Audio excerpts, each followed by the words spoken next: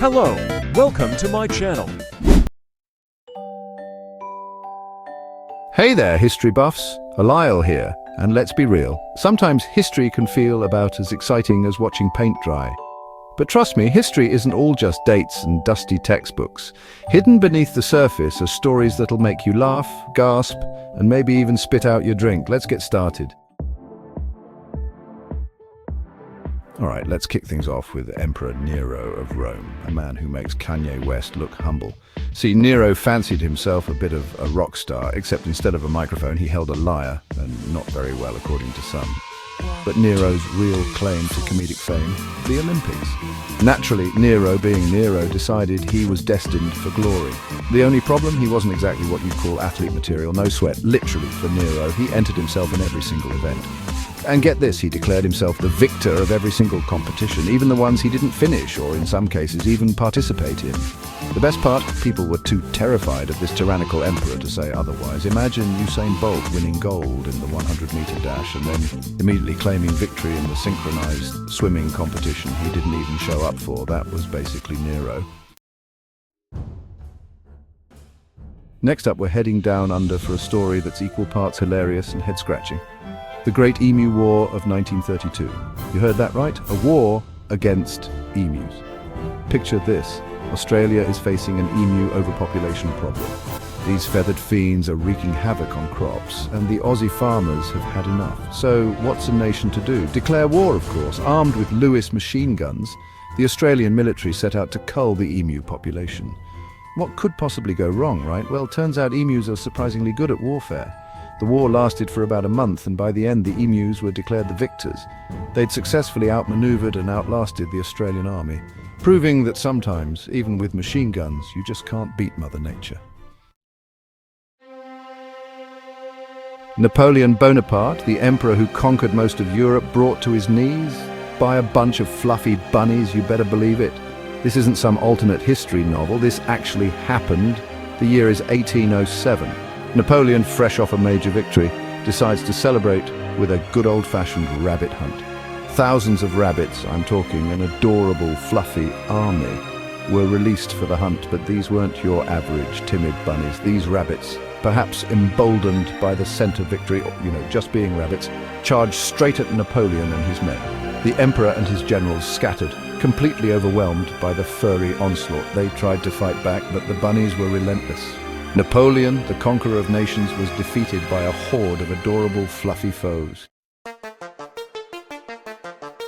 Chapter 4. The Dancing Plague of 1518, when grooving became a health hazard.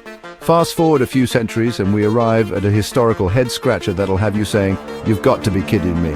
I'm talking about the Dancing Plague of 1518, an event so bizarre it makes the Macarena look downright normal. Picture this, Strasbourg, France. 1 minute, everything's cool. The next, a woman named Frau Troffea starts dancing in the street. No music, no reason, just non-stop grooving. And it doesn't stop there. Within a week, over 30 people have joined her, dancing day and night. But here's the thing, they couldn't stop. These weren't folks cutting a rug for fun. They were dancing themselves to exhaustion, some even collapsing from dehydration and heart attacks. Doctors were baffled. They diagnosed it as hot blood, but had no cure. Theories range from mass hysteria to ergot poisoning, a fungus that can cause hallucinations. Whatever the cause, the Dancing Plague of 1518 remains one of history's most bizarre and unexplained events.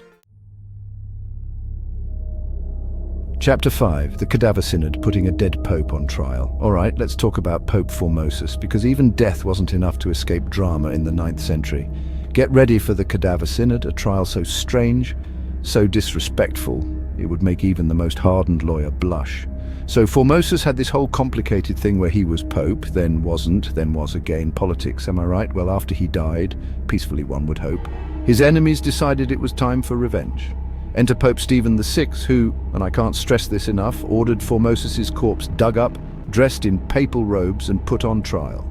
Yes, you heard that right, a dead pope on trial. For what? Oh, perjury, violating church law, basically anything they could think of. They even assigned a deacon to speak for the rotting corpse.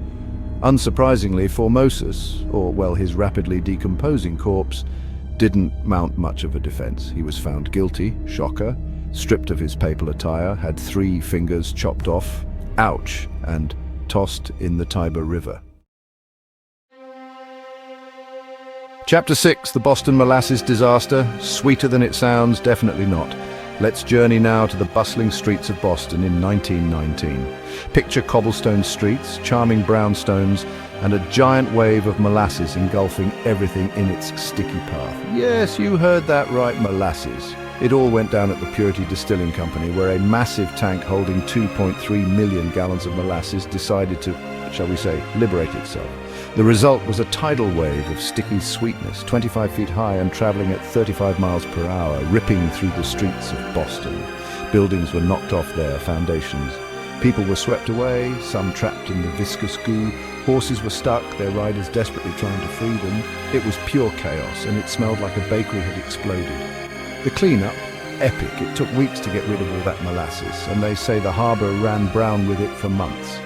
The Boston Molasses disaster is a strange but true reminder that even the sweetest things can have a surprisingly destructive side. Chapter 7. The Treaty of Waitangi, lost in translation, big time. Let's hop over to New Zealand in 1840 for a story of misunderstandings, mistranslations, and a treaty that's still causing headaches today. It all centers around the Treaty of Waitangi, a document signed by the British Crown and various Maori chiefs, meant to be an agreement on land rights and sovereignty. Sounds simple enough, right? Well, here's where it gets messy. The treaty was written in English and then translated into Maori. However, the translations weren't exactly accurate. Key concepts like sovereignty and governance were interpreted very differently in the Maori language, leading to completely different understandings of what exactly everyone was agreeing to. The Maori believed they were entering into a partnership, sharing power while retaining their authority over their lands. The British, on the other hand, interpreted the treaty as a full cession of sovereignty. Oops. Chapter 8. The War of the Stray Dog, Canine Conflict or Canine Catastrophe. Hold on to your hats, folks, because this next story is proof that truth is often stranger and furrier than fiction. In 1925, a stray dog wandered across the border from Greece into Bulgaria. Seems harmless enough, right? Wrong. This wasn't just any stray, this was a stray that sparked an international incident. The dog, whose name is sadly lost to history, belonged to a Greek soldier. When it trotted across the border, the soldier, perhaps feeling a bit too bold that day, chased after it, sparking a confrontation with Bulgarian border guards. Words were exchanged, probably some barking too. Shots were fired, and before you could say bad dog, both sides had mobilized troops. The League of Nations, the precursor to the United Nations, had to step in to prevent a full-blown war. After days of negotiations and, one can only assume, some awkward apologies, the conflict was resolved. Chapter 9. The Great Stink of 1858. When London needed a nose plug desperately. Hold your noses, everyone, because we're about to dive into one of the smelliest chapters in history. The Great Stink of London in 1858. Imagine a stench so powerful, so overwhelming that it could knock you off your feet. That was the reality for Londoners during this particularly pungent summer. The River Thames, the lifeblood of the city, had become a toxic cocktail of sewage, industrial waste, and who knows what else. The summer heat only amplified the stench, turning the city into a giant open-air sewer. People walked around with handkerchiefs pressed to their noses. Parliament had to hang curtains soaked in chloride of lime to mask the smell. The stench was so bad that it actually halted government business. The House of Commons tried to meet, but the smell was unbearable. They even considered moving Parliament out of London altogether. Finally, something had to be done. The Great Stink forced the government to finally address London's sanitation problem. Chapter 10. The Eiffel Tower's secret apartment, Gustave Eiffel's sky-high hideaway. We're ending our journey with a little Parisian mystery high above the City of Lights. You know the Eiffel Tower, that iconic symbol of France? Well, it holds a secret hidden in plain sight for over a century. Gustave Eiffel, the mastermind behind the tower, had a secret apartment at the very top.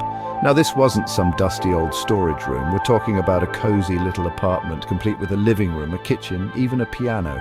Eiffel used it to entertain guests, conduct experiments, and, one can only imagine, enjoy some truly breathtaking views. The apartment was a closely guarded secret for years, a hidden gem in one of the world's most famous landmarks.